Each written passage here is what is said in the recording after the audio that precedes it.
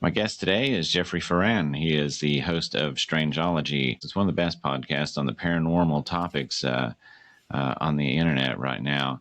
He not only explores UFOs, but also lost civilizations, cryptozoology, and all sorts of other topics sort of related, and they all kind of, we'll find out, are interrelated. Jeff, how you doing? I'm doing great, William. Thank you for having me on today. I'm excited to be here. Well, I've been perusing your recent episodes, and there's a few that have really stuck out to me. I'd kind of like to maybe talk about. One was the Philadelphia experiment. Yeah. That's a really interesting story with a lot of different avenues that you can look down. Um, and one of my favorite parts about doing Strangeology is doing the research. I started out doing Strangeology as kind of an Instagram blog back in 2020, and I found myself gravitating towards making these long drawn out posts where I was researching a topic, whether it was cryptids or UFOs or some kind of mystery, and I would make a carousel with just like a block of text. And then all my Mm. friends started podcasting, and I was like, well, maybe I'll try podcasting too. So at the end of 2020, I started doing that. Now, it's really enjoyable to me to look into these things, and I've always found since I was a kid I was interested in these strange and unexplained topics, and the Philadelphia experiment is one that always kind of stood out to me as this like totally out there story. And it begins in 1943 in the Philadelphia Naval Shipyard, right? And this ship, the USS Eldridge, gets this story built around it, where the story goes that the United States Navy, in a desperate attempt to turn the tide of the Second World War against Germany, they were trying to create a technology, a device that could turn a ship optically invisible. And so there were all these allegedly scientists like Einstein were working on this project, right? And so it's in October of 1943, they, after a series of preliminary tests, they fire up this machine, and it's got all these big cables around it, and this green fog starts enveloping the Eldridge. There's this loud humming noise, and all of a sudden the ship blinks out of existence. And so the story then claims that the ship shows up down off the coast of Norfolk, Virginia, and then eventually it blinks back into the Philadelphia Naval Shipyard. And according to this witness who was on a nearby ship, he had claimed that he could see all this chaos happening aboard the Eldridge, where there were men who were ignited by this blue fire. There were other sailors on board that had merged with the bulkheads of the ship, and it was just totally Yeah, that's a chaotic, very right? grotesque It's story. very, very grotesque for sure. Yeah. And so like the idea is that the ship teleported, it went into this like gray void into some kind of other dimension or subspace. And then as it was in there, the uh, the ship became less solid, and sailors were starting to walk through walls. But once it blinked back into the Philadelphia harbor, men who were in the process of walking through the walls had their like atoms phased into the metal. And yeah, it's just like it's totally brutal, Yeah, brutal scene, right? And so yeah. yeah, now the story, it's such a I don't know how in depth you want to go, but the story of the Philadelphia experiment wasn't known in 1943. It was a It wasn't. book, wasn't it? Or is it a Yeah, book or that came out in the 70s, I think it was. Well, this researcher named UFO researcher named Morris K. Jessup in the 1950s got this letter, and he started looking into this guy who was supposedly there when it happened, and he got this. It was a very strange letter, and it was claiming all of these things, and then it turned out that the government was contacting him.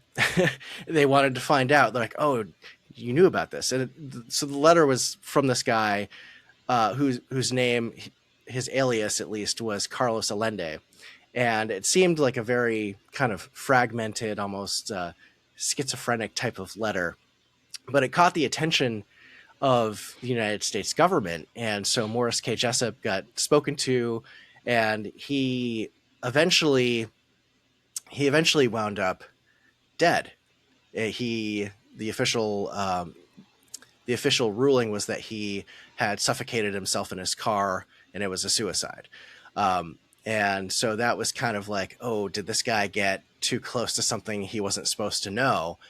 And allegedly, the Philadelphia experiment was done under this supposed program called Project Rainbow. And after that, the story kind of died down for a little while, but then it kind of came back around in like the late 70s, early 80s. There was a book that was made about it, and then Hollywood got their hands on it, and they made the movie in the mid 80s, the Philadelphia experiment. And Carlos Allende, he turned out to actually be this guy named Carl Allen, and he had all these different aliases, and he claimed that he had made the whole thing up, that it wasn't a true story. It was kind of bits and pieces of several different things that were going on. The crew that was actually on the Eldridge much later, during like a reunion of the crew that served that year in 1943, they got together, I think in the late 90s, and some reporter came up and asked them about it, and they're like, yeah, no, that never happened. But what was interesting is there was some stuff that did happen involving degaussing technology that was being developed that could the Atlantic near Europe was just like full of mines from Germany, just trying to make it as chaotic as possible, right? And so the degaussing technology was supposed to be able to counter the mines from activating. It was like this anti-magnetic thing. And so there were people that saw these experiments happening, like hearing the loud hum, and sometimes because of like the power that was used with these degaussing machines, and they did have like these massive cables and stuff, there would be some electrical discharge and like St. Elmo's fire kind of like forming on the ships during that experimental phase. So, you know, that's kind of like the debunk of the whole thing. You're right. So, but then there's this whole other avenue that goes down in the late 1980s. There was this other guy that came out saying that he was on the ship and he was there. His name was Al Bielek, right? And so his story was the guy from Montauk Project, right? Yes. Okay. So he's this guy that he came out in like the late 80s, and he spoke at, I think his first like big debut was at a MUFON symposium, and he claimed that he had all these memories that came flooding back to him after he watched the Philadelphia experiment movie, which is interesting and kind of, in my mind, is kind of like, I don't know. And this guy was a scientist. He was trained. I think he had a degree from Harvard, if I'm remembering correctly. And so his claim was that he was on the Eldridge back in 1943 with his brother. And during the experiment, when the ship was in the gray void, he and his brother didn't know what the hell was going on, so they jumped overboard and they wound up time traveling to the I think it was 2147, and they woke up on a Yeah. beach somewhere, and they just, when they came to, they started looking around, and there were all these like futuristic buildings off in the distance, and they wound up recovering in a hospital, and he claims that he found out all this information about the future, and then he wound up jumping further into time into like the 2700s or something like that, where there was this super artificial intelligence that had uh, started to just run everything, which, I don't think it's considering going to take that long. what's going on today, might not be far off, right? But so yeah, it's like the super AI controls like governance and everything, and human conflict is kind of like fixed, and like there's this utopia going on. Mm-hmm. But then he winds up traveling back to 2147, and his brother's still there. And then they wind up traveling back to 1984, I think, or 83. It might have been 83, because I think it was supposed to be like 40 years past the original experiment. And they wind up in Montauk, New York, at Camp Hero, in this secret underground facility. And there's all these like crazy experiments going on there with time travel and psychic abilities. And this is kind of, an inspiration for like Stranger Things, where the story was, and I'm planning on doing an episode about it. I haven't quite done it yet, but there were experiments with kids who may have had psychic abilities, and there's all sorts of really messed up stuff happening. And then eventually Al Bielek gets sent back to 1943, and his memory is wiped, and his consciousness, I think in the story, was put into a new body, and he gets this name change. And yeah, it's just such a wild story. Now Yeah, Al Bielek died, I think, in 2011 or something, and until like his dying day, he was claiming that the story was true. But it did keep getting more and more convoluted, and there was a lot of inconsistencies with the story. So, it's a super fun story, but I think ultimately it's just that it was just a story, especially with Carl Allen admitting that he made up the story and all that. But yeah, yeah. that's That's the one of the ones. Philadelphia experiment. Yeah, that's a good encapsulation of it, because I remember, like you said about yourself. Yeah, I remember reading about this when I was a kid, and I had this book when I was like 7 years old that kind of introduced me to everything, and it was called "Strange Stories, Amazing Facts," and it was a Reader's Digest book, so it had like Yeah, stuff on how all these different things. I had Philadelphia experiment was in there, and there was UFO stories, and there was Jack the Ripper or the Mary Celeste. There was like all these yes, different types of things in there, and it kind of got me into that. And then it was only a few years ago that I read, probably like 6 or 7 years ago, I read the Montauk Project book, the first one, and that yeah, the guy who wrote those, like, he turned that into a whole series of books. But it's kind of like it's hard to trace where Al Bielek is at any given yeah, time, because he's jumping back and forth through time, and it kind of when you were talking about that, it kind of reminded me of another the other famous time traveler, John Titor. Do you remember yes. that one? Yeah, I covered that on my show like a long time ago, when I first started. And yeah, I remember when that whole thing was going down in like the late 90s, early 2000s. I think Mm-hmm. I stumbled upon like message board forum posts about it. I think on the old site that was like anomalies.net or something like that. Mm-hmm. And it was just so fascinating. I was just like drawn into it. I was like, oh man, is this guy really a time traveler? I mean, Yeah. and considering a lot of like the world events that have happened over the last like 10 years, it's like, Was it real, and was it just Yeah. like 10 What years was off? what was weird is I remember hearing him on Coast to Coast back when it happened, and then but what was weird was like I think it was maybe like 20 15 or something like that. I remember seeing like where there was some guy now, and he's claiming he's John Titor too. You heard Yeah, of that guy? yeah. And he's like I real believe so, yeah. litigious about it. You know, he's like real litigious. Like if anybody makes a John Titor, Yes. anything about it, he's like wants to sue people all the time. Like he's really John Titor or something.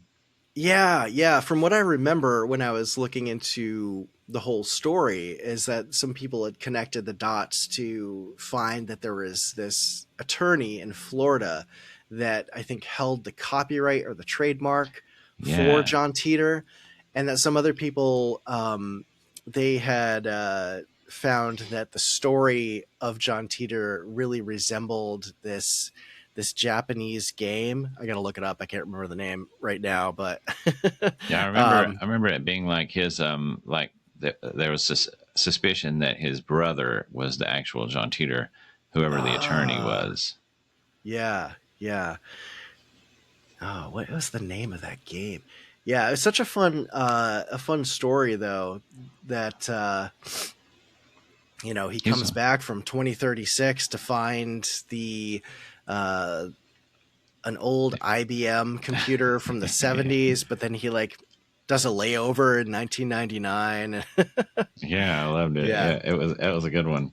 And then but with the time travel stories, they get really convoluted because then you have to explain time travel first off, and there's all Right. these different explanations for time travel, and you have your branches and like if you do something, it doesn't change, it just starts a new timeline, and Right. so you have that explanation, and then you have and ways to avoid that grandfather paradox, you know Yeah. that Yeah. It does get so complicated.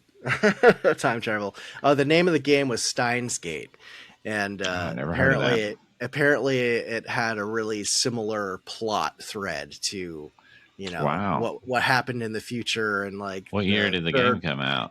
I think it was in the late 80s.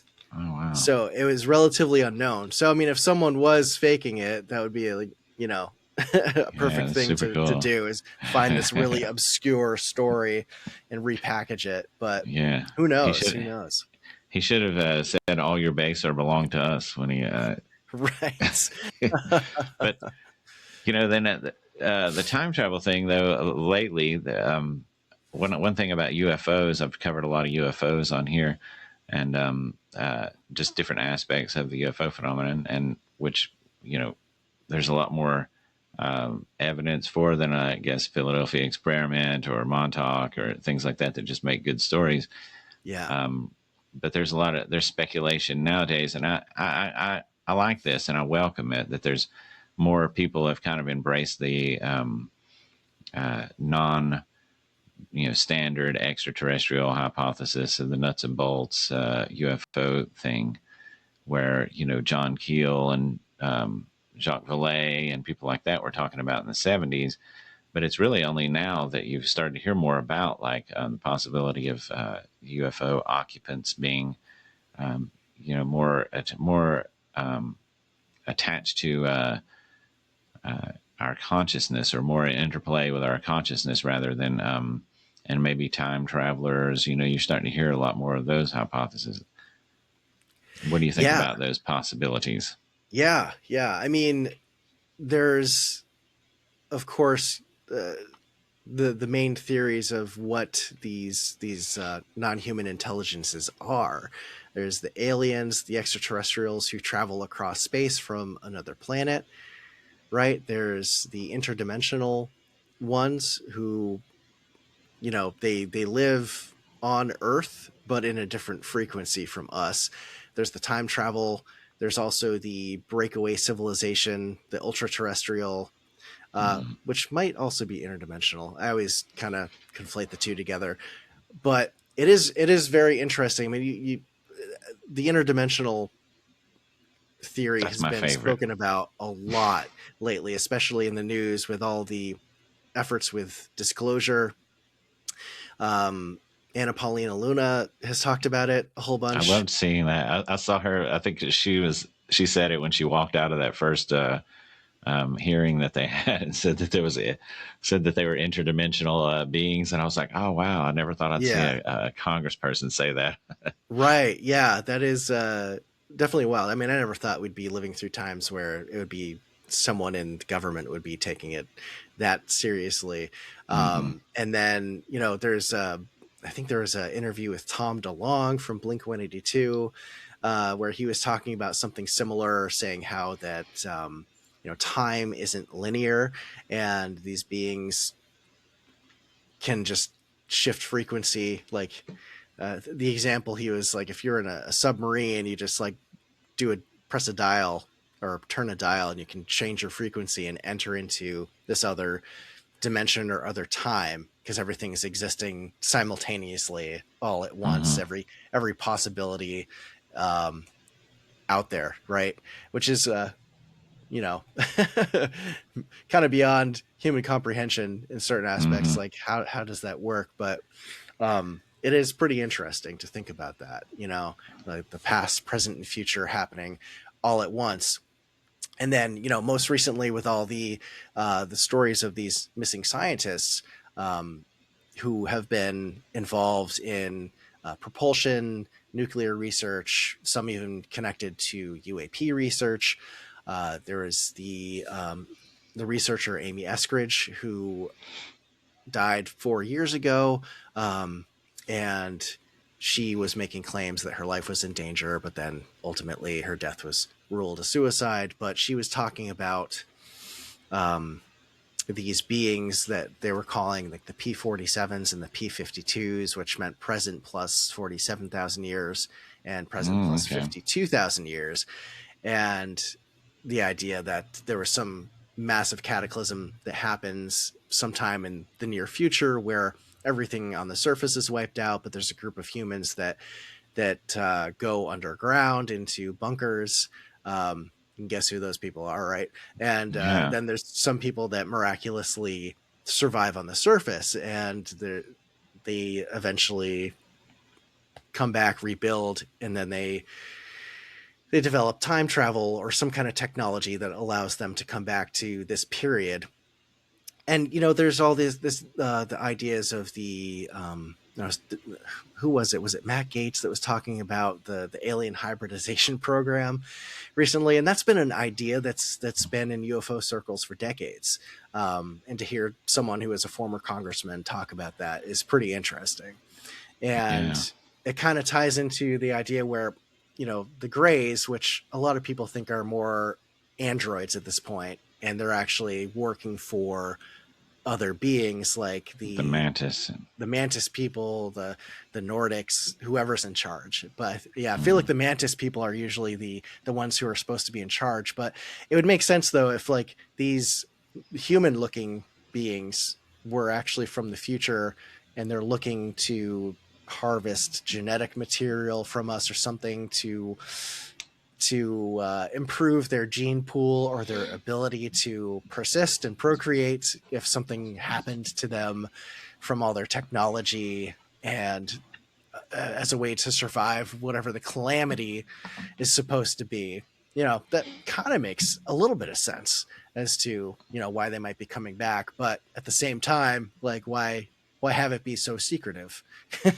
Yeah. Like, and if the government's in on it, then what's really going on. I think the truth is probably even far stranger than that. um it's just hard to know because there's so much static out there that you have to Well, sift through. And the thing is, and I've been, I've followed like every little nook and cranny of the UFO thing for so long that it's like that you can take like the crash retrieval ARV, that angle that a lot of people do. You can make a really good argument that that there have been crash retrievals, and that for you can make a great argument for Roswell, or for various other ones, Kecksburg, stuff like that, that there had been crash retrievals, and then that there's this program and the legacy program and all that. You make a super good argument for that. And that Yeah. seems to rely on a physical nuts and bolts phenomenon. But then you can also make a great argument for something that's more consciousness based, because if you think about it, like, if you remember the book, the Mothman prophecies, where, Yeah. everybody now, Mothman's so mainstream that like everybody knows about that creature, but I think a lot fewer people have read the book. But Right. the book at the beginning, goes into depth about, it takes a long time to get to Mothman because he's kind of setting it up, and talks about like the airship, the airship wave of like 1897, Yes. Yeah. where where people are seeing these things, and then when they're going by, they'll see them like drop a rope ladder. They'll see the occupants, and they just look like human beings in like frock coats or whatever that they were wearing at the time. Talking, they'll see them like using technology of that time of 1897, but at the same time they act in much like UFOs do. So that's the idea behind the sort of the consciousness interplay, is that like we're only seeing what we can see, what we're ready to see, or what we have the ability to conceive of. And then, of course, in the 1940s and 50s, space, sci-fi, and all that stuff. So people started perceiving it as a futuristic spaceship from another planet, But then the more people, then that's when you end up, what you end up doing, though, is you end up casting such a wide net, that it encompasses so much of paranormal phenomena, that you end up with new age things and stuff like that, that may or may not be the same thing. But I think ultimately I'd say that the reality of the situation is so strange that it would be hard to even put it into words. Yeah. Yeah. No, for sure. It's also interesting because, I mean, you talk about the airships, and we only perceive what we can understand based on our current level of technology. I've seen people talking about how, the orbs of light and types of things could be actual manifestations of a non-human intelligence and alien intelligence consciousness floating around, and that very well could be how they manifest into our physical reality here on Earth. But it's interesting because Jacques Vallée goes into this a lot, right? He had talked about, even further back in history, beyond the airship waves of the late 1800s, going back to like medieval ages and ancient Greece, with those people seeing shields in the sky, or demons and goblins coming into their rooms at night and stuff like that, which to me um, suggests that this phenomena, whatever it is, has been with us since the beginning uh, Mm-hmm. of when humans were here, right? I mean, you can make an argument that stuff that's described in the Bible, in the Old Testament and stuff like that, that people were encountering aliens or some kind of interdimensional being, right? It's just interesting that throughout human history, whatever this is, it seems to evolve with us and our perception of it. It's kind of this uh, trickster in a way that it will show itself to us in a way that we understand it. But then there's also the aspect, an idea that whatever this is, like, might be guiding us in some way. It might be influencing human development. I mean, look at any major religion of the world, of people who encounter some kind of mystical being, and then a whole religion gets built up around it. And today we have drones showing up at military bases that nobody knows who or what they are, if they're from an adversarial state somewhere else in the world, or what, but Mm-hmm. they're totally evading radar or any kind of thing that could take them down. So it's pretty interesting. This is a phenomena that just it keeps happening. Yeah, it's It's one of those very things where it's interesting. like as soon as you get close to it, it morphs into something else, basically.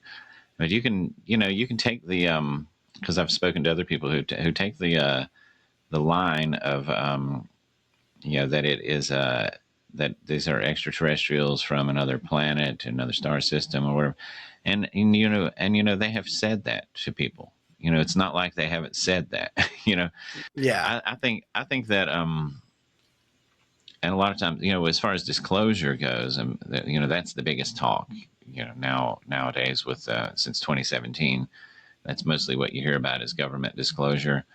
But you know, I really think that if you add up the experiences of people, then you're going to get more information than the government can tell you, unless they actually have craft and they have bodies or something like that. And even if they do, I don't really feel like I don't. I feel like the possibility of an alien treaty, like the what was the Air Force base that they had supposedly signed the treaty with Eisenhower in the 1950s. That I think that possibility is very low as far as being true. yeah, So I don't think that. But I like that now that all this stuff's coming out. Like you're talking about these different interpretations of like the orbs and things like this. But of course, sometimes some of that stuff's kind of mixed with our own. We've gotten to a point technologically that like now, I saw some UFOs when I was like 18 years old, and this was like 1991, okay, 90 or 91, and when I saw them, they were moving around like orbs type of objects or whatever, but they were really high up. They were either very high up and large or lower and smaller, but it seemed like they were very high up. And it was about a dozen or so, and they were doing these weird swimming patterns like this. And I watched it for like 30 minutes, and that's something that I had never seen anything else like that. The only stories, and I was into UFOs, but the only stories that I had heard of UFOs were like flying saucers, like things that are like these metal craft that do this. They don't move. The things I saw didn't move like that, and yeah, then and only recently in recent years have I heard, of other things that other sightings like that. But but at that time, 90, 91, that at that time, there's no possibility that was drones, But of course right, now, and now that's a possibility when you look at these things like that. You were talking about the missing scientist, and it made me think about MH370, and that Ashton Forbes, like the work that he's done on MH370, where yeah, you see that video with the orbs going around like that, but yeah, and then you would think, oh, this is some sort of UFO thing. But then you find out that the people who were on that plane were scientists, from yeah, China, yeah. There are like and 10 then of they them. disappeared them. Right. Yeah. Yeah. There was something I saw too recently, like the Tic Tac, the Tic Tac video that was released in the New York Times article back in 2017. And I don't know what the legitimacy of it is, but I think it was on some Reddit post where people were saying like, oh, it's the Tic Tac is Lockheed technology that's been Oh under yeah. development for like, the last 25, 30 years. But if that was like the case, and in David Fravor's story, when he got that video, when they were trying to intercept that thing, there were also other ones around that were like dropping out of the atmosphere from like 80,000 feet, like coming out of nowhere.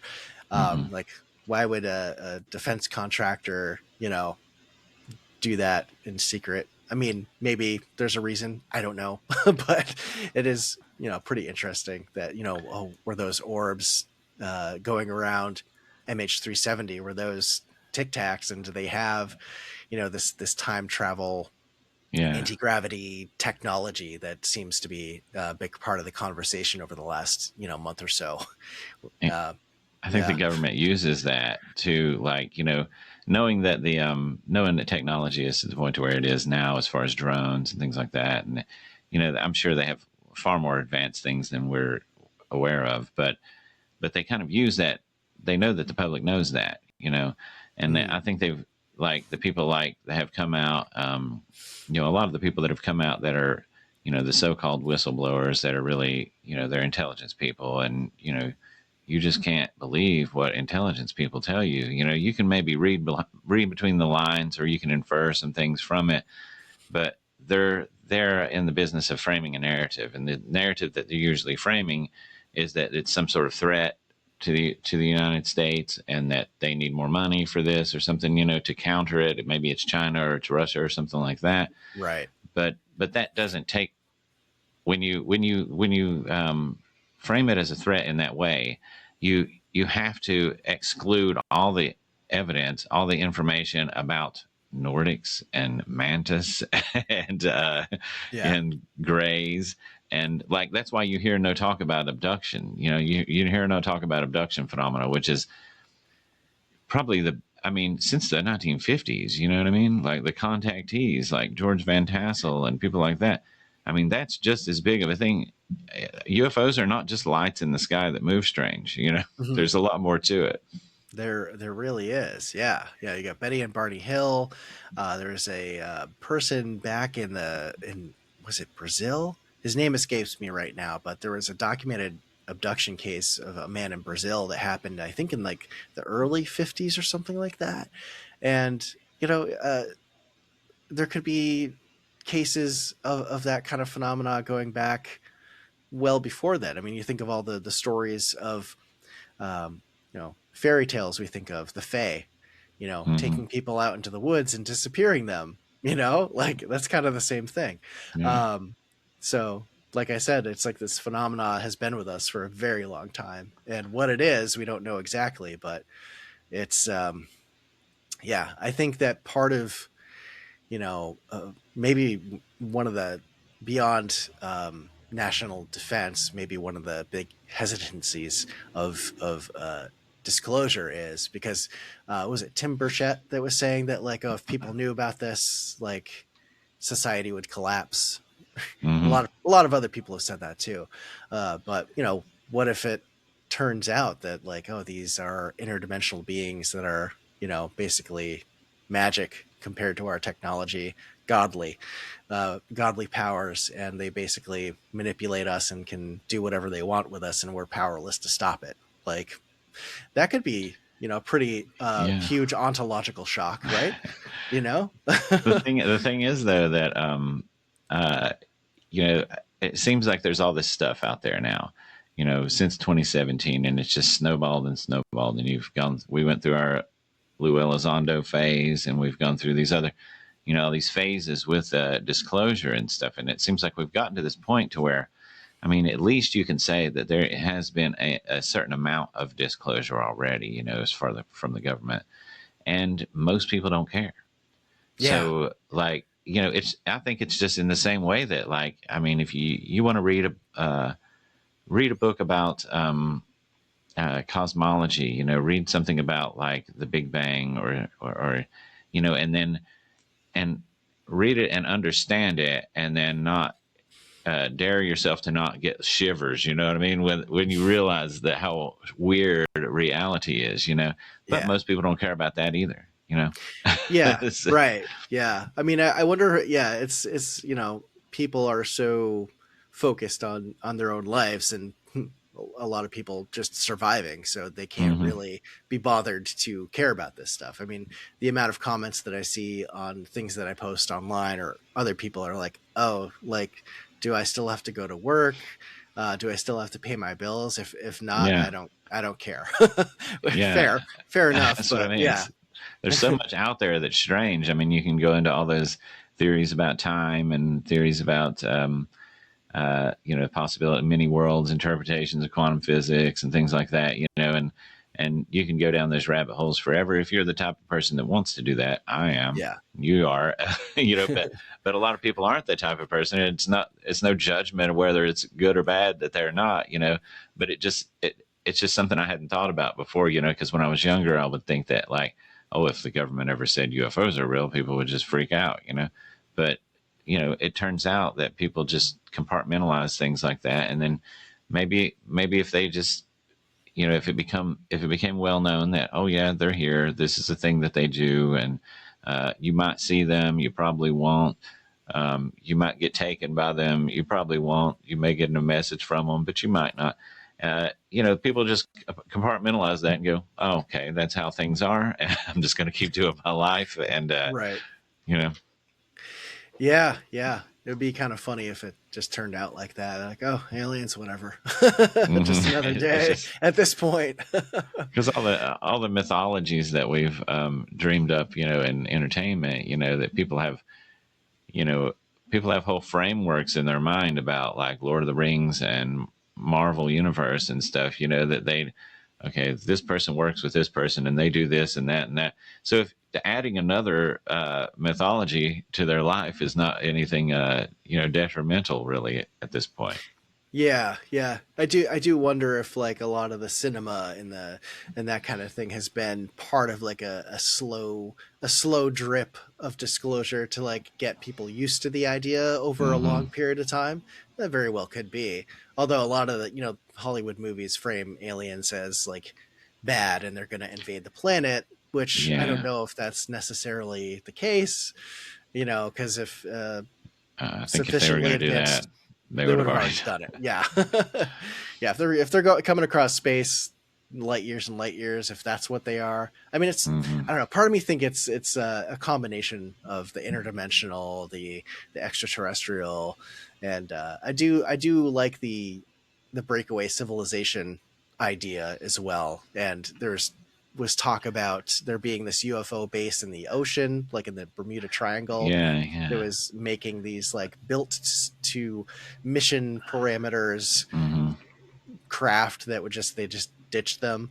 Like kind of like what the Boogosphere thing was from last year, which I don't know how legit that actually is. It seems a little fishy. It looked a little, yeah. I had Preston Dennett on the podcast, and he's the one that wrote the book about the underwater and Catalina Island. Around there, yeah.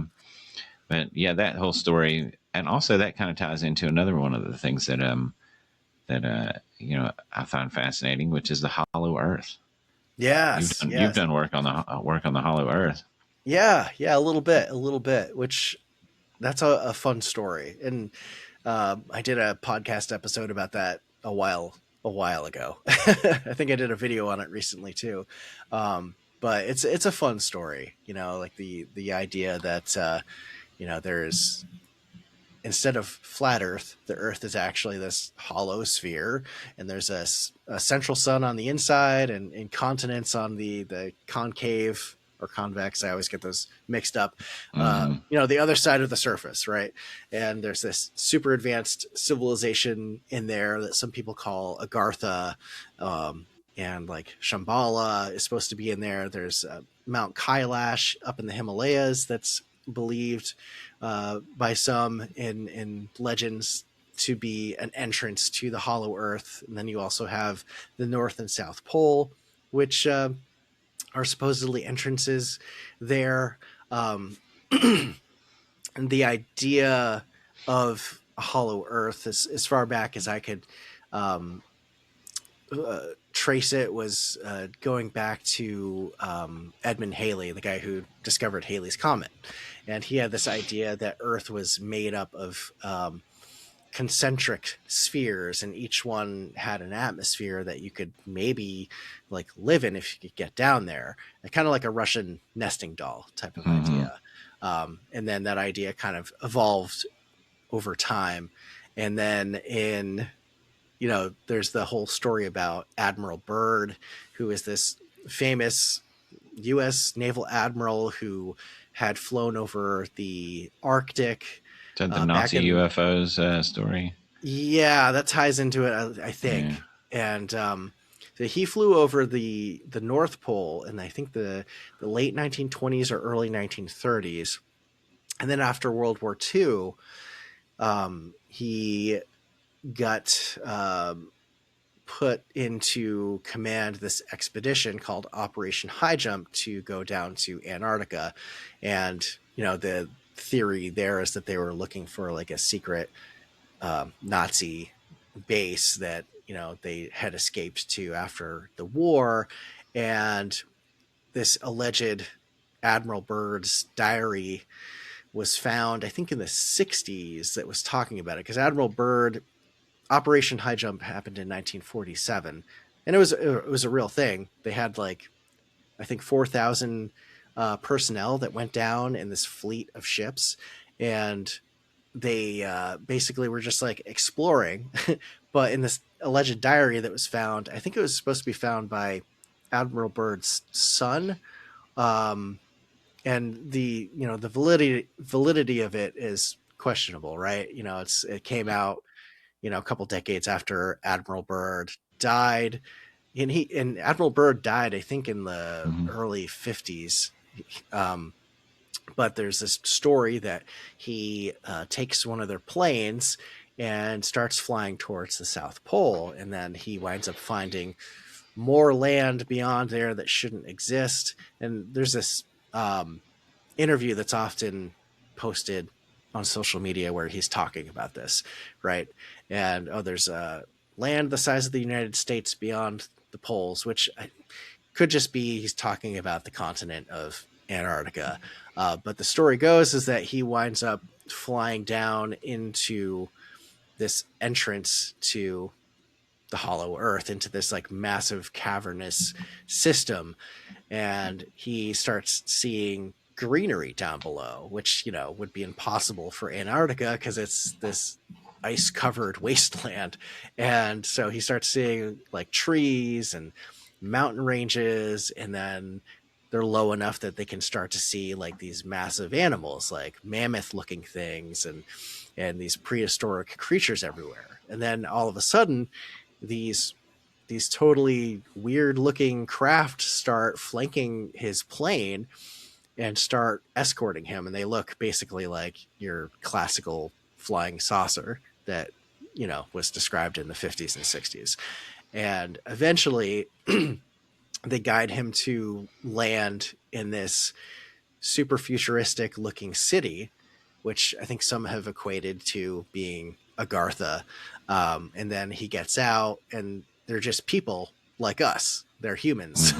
And he winds up going to this like meeting hall, conference room type of thing. And it's like this leader or some regent. I don't know if it's like the leader of the city or the whole civilization that he's supposedly finding down there. And basically this master guy is saying like, oh, we've been watching humanity. Like, we saw that you used atomic weapons in the big war that you just had, and is basically warning him to tell your leaders that you guys can't use atomic weapons and destroy the planet because it'll affect us. And if you do, we're going to do something about it.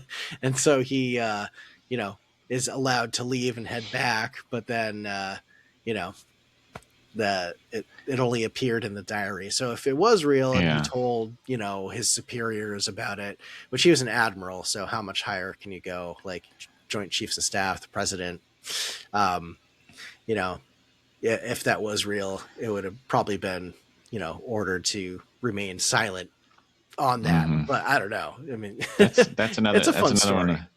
Yeah, it's one of those stories that's so good it's probably not true, but that it's but the message is very similar to to what people really hear, from these beings. And also thinking about the hollow earth there, you also have the holy mountains, and places like Mount Shasta, where you have UFOs. I've often been seeing emanating from there, and that people go up there and they do these sort of like meditations where they'll go up. There'll be a bunch of people go up, and they do it like once a year or something like that. Yeah. I was talking to someone about that. I think it was Grant Cameron that was talking about it, and he was saying he went up there and they did this meditation to speak to the beings that come out of Mount Shasta, and Interesting. one of them appears, and it looked like a Nordic, with the blonde hair and wearing sort of a robe, not the tight suit thing, but more of like a blue Yeah. robe or something. And then all the people saw the person, and the person came and gave him, spoke to them telepathically. And then afterwards, some of the people saw him differently than other people saw him, but they would see, Huh. like, some of them would see him as if like they could look right through him, like he looked like a ghost. And then Yeah. others saw him as like if you could just reach out and touch him, like he was flesh and blood. But that's Yeah. another one of those things I think about that, and with Hollow Earth, and it seems like maybe that's what the breakaway civilization type of thing. Yeah, like I feel like there is something that could be true about Hollow Earth, because I mean, there's so many large cavernous systems that are underground. I mean, there's only so deep you can go before it gets too hot, right? Um, Mm-hmm. but there was it back in 2020? There was some big story about how there was this like huge undiscovered previously undiscovered cavern system in China, where there was this whole unique ecosystem down there, where at least the parts that would get sun from like the massive Mm-hmm. opening, there were trees. And I think as far as like animals go, I think there were only like bugs down there. I don't know if there was any mammals or reptiles. Maybe there were, I don't remember. But Mm-hmm. something like that could be possible to a certain extent. And there's obviously And you at stories least of have the ones in like that place in Turkey. Is in Turkey, I believe, that where it has that underground city that oh, goes way, Darren, way down. yeah, Darren Yeah, Kuyu, yeah, yeah, and then yeah, you get to a point in it to where, like, a lot of these places that are uh excavated, like, you see a lot of these like ancient civilizations, but then you go down, like, where people build, on top of things over years. yeah, You see that in Rome or anywhere. Like, once you go down far enough, like, you'll see evidence, oh, this is not built by the same people, and you start seeing those really super, like, laser precise right, blocks and things like that. But you can't, yeah, but they want a lot of those places, like in South America, they're like that, Pumapunku and stuff. There's a lot of places like that you can't really excavate it because you'll destroy an already existing archaeological site to find another archaeological site. And I think that's yeah, the way it was in that place in Turkey. Like you can see that, like it goes down, like they said, it could fill or fit 25,000 people or something. But it's right, like you could go down so far, but then once you go down so far, like, it looks like it's built by different people. yeah, yeah. That is a really interesting thing, like especially in the context of like the breakaway civilization, Hmm. where like, well, did something happen like Atlantis, where humans got to a pretty advanced point, 15-20,000 years ago, and then a cataclysm happened. Like, the Younger Hmm. Dryas is a known geological event that happened about 12,000 years ago, and there's this theory. People like Graham Hancock and Randall Carlson talk about it a lot. Graham thinks there was a comet, a series of comet impacts, this comet that got too close to the sun and broke up. Hmm. And there's all these fragments that now make up the torrid meteor stream. And that these impacts caused the extinction of the megafauna in North America and caused the sea levels to rise. And so if there was a civilization that was around that could have been global, and think of all the different megalithic sites that have a lot of similar iconography, similar building styles, this cyclopean polygonal architecture that fits together Hmm. perfectly and it's earthquake proof. All these old world maps that, like, you know shouldn't exist, that show Antarctica and stuff like that, like well before it was discovered in modern times. It seems like there may have been something going on Hmm. back then, and if they were advanced enough, maybe to our level or almost our level, maybe some of them went underground and they waited it out. Well, some of us survived on the surface until you get to ancient Egypt and Samaria and ancient Rome, where civilization starts to reemerge and technologies get relearned, rediscovered, and we go from there. But what if this these survivors that went underground, they helped to kind of reignite civilization, and what if they're actually the UFOs that we see in the sky Mm-hmm. and the people that we're interacting with? That's a really interesting theory to me. There's a couple who have this book called Who Leslie and Stephen Shaw. They put out this book that's called Who They Are and What They're Up To, and that's kind of the premise of their theory, as to who are these aliens. So it's maybe they're actually us, but they were from a different period of human evolution before Mm-hmm. the world got destroyed by some major event, and they were able to keep their technology underground and still kind of develop and evolve in different ways. And maybe that's why they have bigger eyes, because they're living in caves or something like that. So yeah, and Yeah. paler skin and that kind of thing. So Well, there's yeah. also the if you get into the sort of religious side of the UFO world, where like the people like the Aetherius Society or the Raelians or you know, and even back to George Van Tassel, you get Scientology, the Theosophy from the 1800s.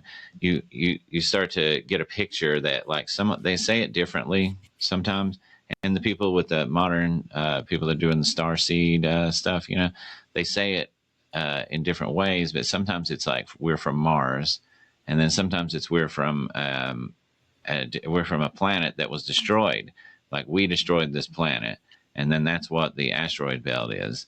And once we destroyed this planet, we were allowed to reincarnate on Earth. And then once we reincarnated on Earth, we screwed up and did it again. With Mu or with Atlantis, we kept Yeah. screwing up and doing the same thing again. And then that's what we're doing now, is we're getting ready to screw up and do it again. And then the people who are coming, the aliens that we're seeing that are coming and giving this message, like stop with the nuclear weapons, or the ones that are hovering around nuclear sites and deactivating the missiles and things like that. They're sort of like guardians, like where they're trying to coax us into the right direction. Yeah. Yeah. Yeah, that's an interesting thought for sure. And like I can see the skeptic view at that point. It's like, oh, if they don't want us to use this stuff, why don't they just like come down, reveal themselves and all that? But that goes back to the question of, like, are people ready for that kind of thing?